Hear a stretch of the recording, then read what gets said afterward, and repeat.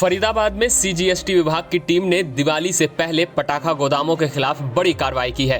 इस कार्रवाई के अंतर्गत 21 गोदामों को सील किया गया है। इसके साथ ही जीएसटी चोरी के आरोप में 50 लाख से अधिक नकद भी जब्त किया गया है।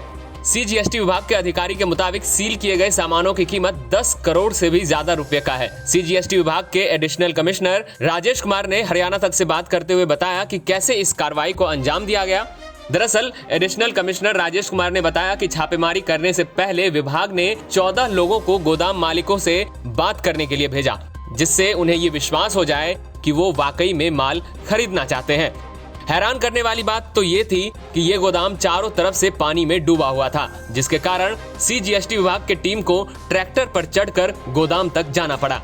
एडिशनल कमिश्नर राजेश कुमार ने इस पूरी कार्रवाई को लेकर क्या कहा, सुनिए। दिवाली से पहले फरीदाबाद सीजीएसटी डिपार्टमेंट ने एक बड़ी कार्रवाई करते हुए करीब 21 जो क्रैकर्स के गोडाउन है वो सील किए हैं। काफ़ी बड़ी कार्रवाई माना जा रहा है और करोड़ों रुपए के उसमें पटाखे का सीजर हुआ है। ज़्यादा जानकारी के लिए हमारे साथ मौजूद हैं डिपार्टमेंट के एडिशनल कमिश्नर राजेश जी। बात करते हैं उन्हीं से और जानकारी लेते हैं। जी राजेश जी, किस तरह सूचना मिली आपको और किस तरह से पूरी कार्रवाई को अंजाम दिया गया? जी, हमारे पास जो है इन्फॉर्मर्स का एक नेटवर्क होता है। हम बड़े सजग रूप से चीज़ों पे नज़र रखते हैं। तो हमारे इन्फॉर्मर्स ने कहा कि करवा चौथ का टाइम है और दिवाली भी आने वाला है, उसके बाद छठ भी है, तो बहुत बड़े मात्रा में स्टॉक्स जो हैं पटाखों के, जो कि ग्रीन पटाखे नहीं हैं, वो भगोला गांव में एक बहुत ही दुर्गम स्थल पे आई हुई है। वहाँ पर 21 गोडाउन्स हैं। तो हमने तत्काल त्वरित कार्रवाई करते हुए हमने अपने टीम्स को रेडी किया। फिर हमें ये पता चला कि 2 किलोमीटर तक बहुत ही ज़्यादा पानी है, जिसमें सांप वगैरह भी बहुत हैं, जंगल का इलाका है। अपना तो बाइक से जा सकते हैं, कार से तो मुमकिन ही नहीं है। तो फिर हमने पता किया कि लोग जाते कैसे हैं। तो ये पता चला कि जब किसी ग्राहक को अच्छे मात्रा में ख़रीदनी होती है तो वो जो विक्रेता हैं, सेलर्स हैं, इनसे वो कांटेक्ट करते हैं और जब उनको विश्वास हो जाता है कि ये सही में जेन्युइन ग्राहक हैं तो वो कहते हैं कि एक पॉइंट पे आ जाओ, पिकअप पॉइंट पे आ जाओ, जहां उनके ट्रैक्टर्स तैयार होते हैं। फिर वो फ़ोन करके बताते हैं, फिर वो उनको ट्रैक्टर्स लेके आते हैं। तो हमने 14 के 14 लोगों को अलग अलग ग्राहक बना के भेजा और वो बिल्कुल अलग तरीके से वहाँ गए और जब वो वहाँ पहुँचे तो एक साथ 14 लोगों ने मिल करके पूरे इलाके पे अपना कब्ज़ा कर लिया। गोडाउन्स को बंद करके उसके स्टॉक टेकिंग की गई। तो पाया गया कि उस पूरे प्रेमाइस में 21 गोडाउन्स हैं जो कि खचाखच पटाखों से भरे हुए हैं। उनके QR कोड वगैरह स्कैन किए गए, क्योंकि ग्रीन पटाखे जो होते हैं उसमें QR कोड होता है। तो 99% QR कोड फेल कर गए थे, 1% सही था। तो वो 1% सही इसलिए होता है कि ये दुकानों में या गोडाउन में सामने रखते हैं ताकि कोई लॉ इन्फोर्समेंट एजेंसी से कोई आए तो वो कहते हैं कि भाई इसको आप स्कैन करके देख लो और अब जाओ। तो लेकिन जब हमने बड़ी सघन रूप से कार्रवाई करी, हमारे पास जानकारी थी और हमने रात भर कार्रवाई करी। वहाँ बिजली भी नहीं है, हमने टॉर्च, मोबाइल और इमरजेंसी लाइट के माध्यम से कार्रवाई करी। तो हमने पाया कि 99% जो सामग्री है वो ग्रीन नहीं है। और ये मैं बताना चाहूँगा कि माननीय सुप्रीम कोर्ट और एनजीटी के आदेशों के ऊपर 10 अक्टूबर से हरियाणा पोल्यूशन कंट्रोल बोर्ड ने भी अदर दैन ग्रीन क्रैकर्स को बैन कर दिया गया है। तो हमने इस सारे सामान को सीज कर लिया।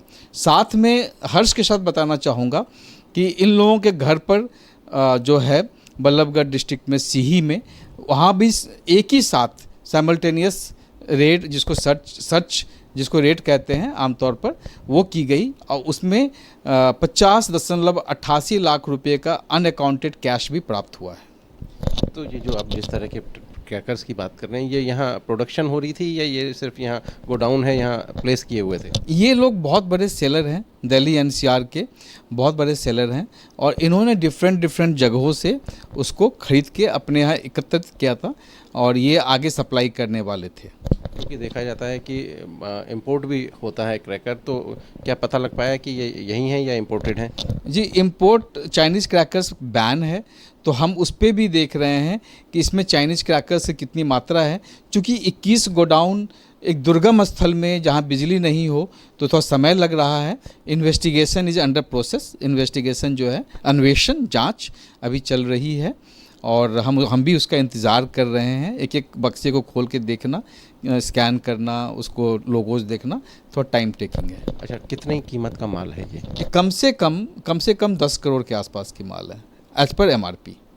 तो कहीं ना कहीं आपने डिस्ट्रिक्ट एडमिनिस्ट्रेशन की भी मदद की? बिल्कुल। सबसे बड़ी बात है कि मुझे इस बात का हर्ष है कि जो मेरा विभाग है CBIC, central board of indirect taxes and customs, जिसमें कस्टम्स, GST एंड नारकोटिक्स हैं, ये एक ग्रीन वॉरियर भी है। हम लोगों को UNEP के द्वारा बहुत सारे पुरस्कार भी दिए गए हैं विभाग को, क्योंकि हम लोगों ने हमारी जो एनवायरनमेंट है उसके जो खिलाफ जो चीज़ें हैं, जैसे ओजोन डिप्लीटिंग सब्सटेंसेस वगैरह या स्मगलिंग ऑफ जो होता है बर्ड्स, फ्लोरा, फौना, हम उसको भी रोकने का हमारे पास अधिकार है। तो मुझे हर्ष है कि हमने अपने विभाग के ग्रीन वॉरियर वाले इमेज को बहुत अच्छे से निभाया है और अपने भाइयों बहनों, छोटे छोटे बच्चों, वृद्धों के हेल्थ की तरफ एक बहुत बड़ा कंट्रीब्यूशन किया है। अच्छा, जिस तरह से आप बता रहे हैं कि बड़े दुर्गम है, तो ये क्या जो गोदाम है ये स्पेशली इस जगह को चूज़ किया गया या क्योंकि ड्यू टू मानसून सीज़न है तो उस वजह से पानी भर गया? नहीं, इन गोदामों को हमेशा ऐसे ही दुर्गम स्थानों पे चूज़ किया जाता है। बारिश तो अभी हुई है, वहाँ बिजली भी नहीं है, वहाँ जाना भी ऐसे भी मोटरेबल रोड नहीं है, तो इसका मतलब है कि इन्होंने जानकर ऐसी जगह को लिया था ताकि लॉ इन्फोर्समेंट एजेंसीज की नज़र वहाँ तक नहीं पड़े। अच्छा, इनके ओनर की संख्या कितनी है? ये 3 से 4 हैं। ये अभी अन्वेषण, इन्वेस्टिगेशन का विषय है।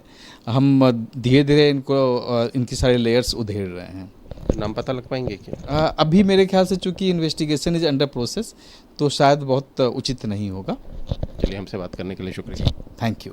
तो ये थे राजेश कुमार जो बता रहे थे कि किस तरह से उन्होंने पूरे जो सर्च है उसको प्लान किया।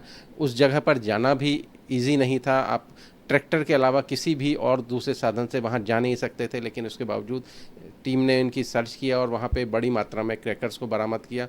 इसके अलावा जो टैक्स ड्यूटी की जो चोरी थी वो भी रोकी। हरियाणा तक के लिए फरीदाबाद से सचिन गौड़।